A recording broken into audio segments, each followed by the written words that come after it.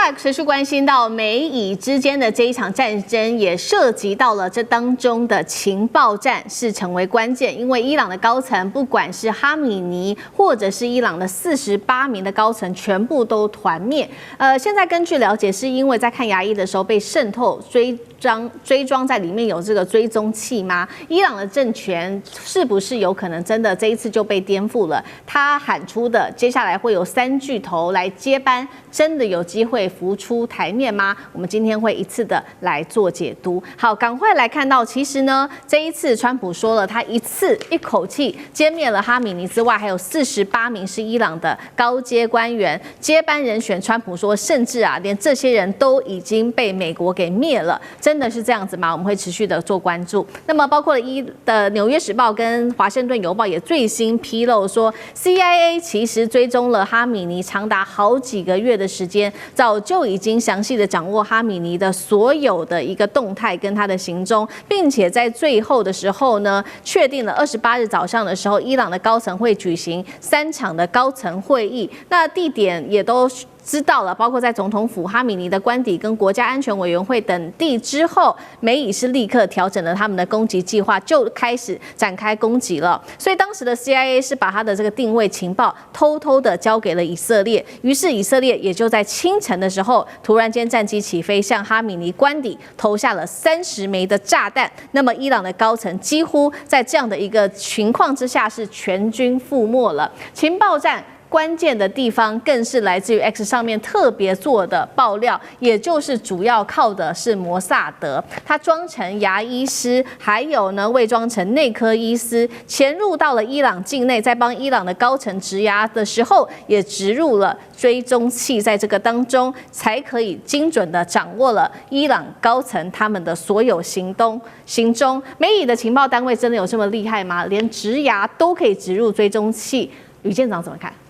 我们真是大开眼界。上一次是真主党的呼叫器出问题，那还有后来又延续到了行动电话出问题。至于说这个呼叫器跟行动电话突然变成炸弹了这件事情，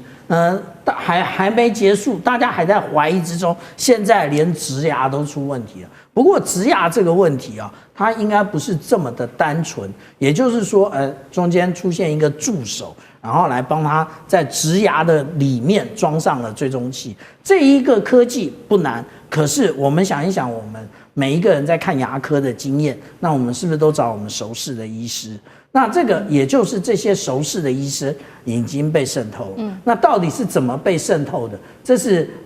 除了我们现在讲到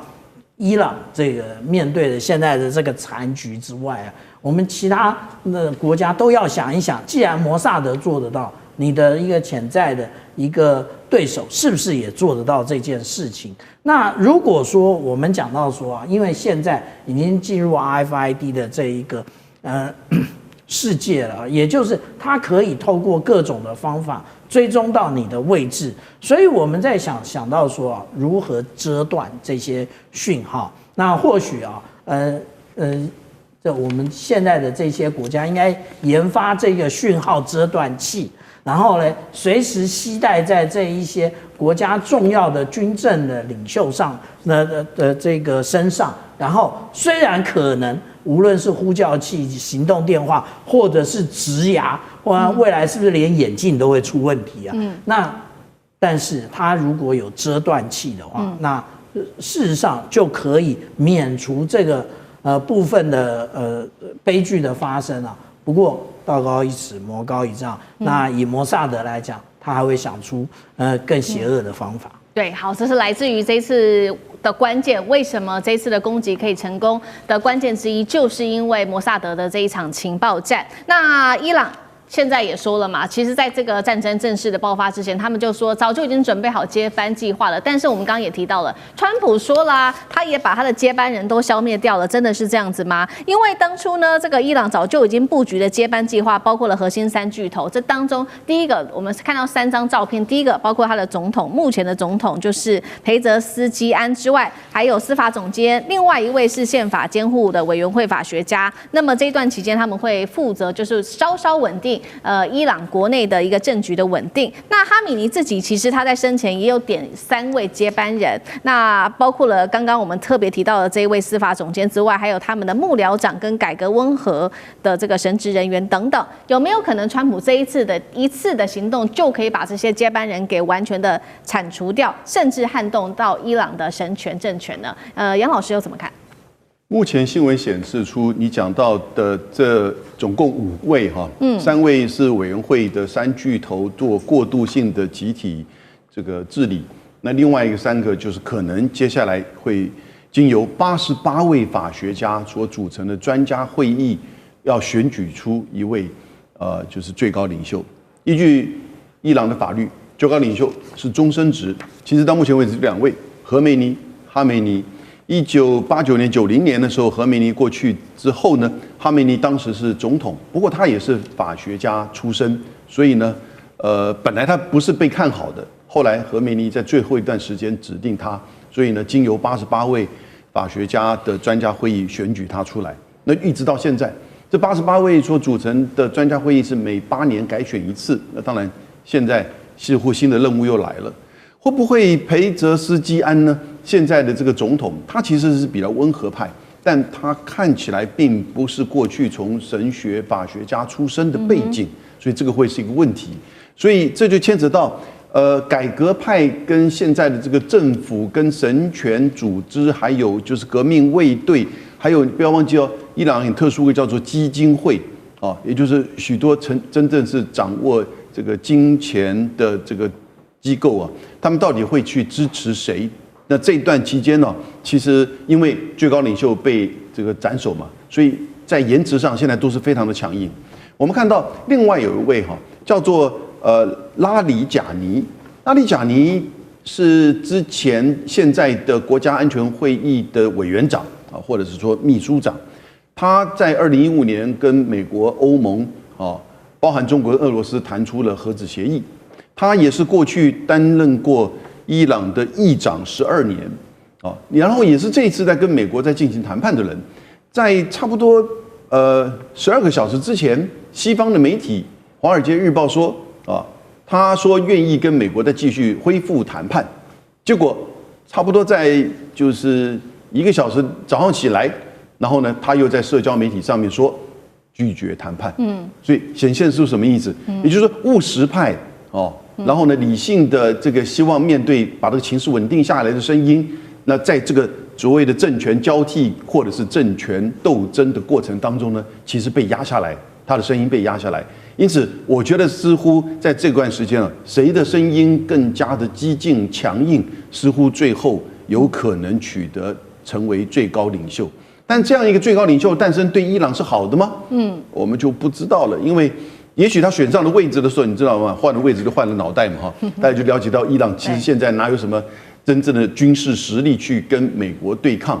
不管你美国再怎么样的错，所以呢，也许最高领袖选出来之后的这段期间但到选出来之前的这段期间，伊朗的这个情势的动荡大概还是会持续的。好，一方面这个伊朗的接班人是谁，接下来还会再持续的经过选举。那一方面，川普接下来要怎么样去控制住这个伊朗这么混乱的一个局面？现在呢，川普他最新的喊话了，他说伊朗他们想要跟美国来谈，他说我也同意谈，他们早就该这么做了。但是关键是，不管是伊朗方面谁来谈，或者是谈的时间、地点等等，到现在川普也没有说明。他也说了，之前曾经参与谈判的人，现在都已经不在了。那外界也开始怀疑了，川普你的动机到底是什么呢？因为发现呢，川普上台之后，他发动了许多场的攻击对其他国家，但是呢，外界认为说只是对这些国家乱轰炸而已，迫使就范，甚至只是为了美国自己的利益，像是石油等等，川普根本没有意要重建其他国家或者是稳定他国的政权，有这样子的一个说法。那委员又怎么看？真的伊朗能够出现更好的政权吗？川普在想什么？中东地区不会产生什么大动乱，大家不用担心哈。石油价格在开战的时候从72块一下子涨到81块，现在又跌回来74块。那石油商都不担心，你担心什么啊？第二个，这个伊朗内部呢，因为伊朗现在弱化，因为它的经济矛盾越来越严重，它的社会矛盾也越来越大，它的这个民族摩擦也会越来越大。那这个就看不管用什么方式选出来领导人，你如何去面对这个局面。如果不行的话，你还是会像苏联一样垮台啊！不要管它什么宗教力量有多强啊，那个都是经不起经济动荡的摩擦哦。所以是我们必须很客观去面对这个事实啊。这个你再相信什么样的宗教信仰，你肚子饿的时候，你会把它抛到一边去啊。那个大家不要误会哈，那个我们在谈那个什叶派的法学家哈，那个法学家不是我们经常在法学念那个法学家，那是伊斯兰教法的法学家，他只是挂法学家之名，跟法学没有关系，没有关系哈。那这个依目前的制度哈，他的所谓教主是由刚才在讲的88个专家会议来选出来的，但是问题这88家专家会议是谁选的啦？是这个宪法监护委员会提出名单，哈，交由全民公投的，不是你想选就可以选啊。这第一件事情。然后这个宪法监督委员会啊，有多少？12个人。这12个人是怎么挑出来的？其中6个是由这个那个谁啊，由这个教主前一任的教主提名的，啊，现在教主不在了，就回到了到底要怎么产生？另外有6个是什么？总统提名，然后交由国会同意，它是这样组成的。那在国会通过一定是保守派的，这是一个伊朗的死结。除非他突然间出现一个脑筋比较清楚的教主，会引导伊朗走上正常化的国家，要不然的话，他的教主集团已经贪污成已不像话了。啊，革命卫队跟着贪污，他根本没有作战能力了，所以伊朗就永远走不出困局啊。那我也不客气讲，那个司法总监也是贪污重要人物之一，贪污集团重要之一啊。那对于这样的一个体制啊，这3个人只有1个人不贪污，就是费泽斯基安不贪，他没地方贪啊。这个就是我们要了解伊朗现在的矛盾啊。那会贪污的他就不会想要打仗啊，你不要以为会贪污的他会训教啊，他会干嘛？放心啊。那所以对于这个伊朗会衰落一段很长的时间，那对外无力，对内动荡不安，那直到了有什么解决方法呢？我们再等一等，还不急啊。好，谢谢委员，那我们休息一下，马上回来。地缘政治、美中之争、战略价值、强权崛起、小国生存，现在与未来洞悉事件走向，掌握世界脉动，全球观点尽在环球大战线。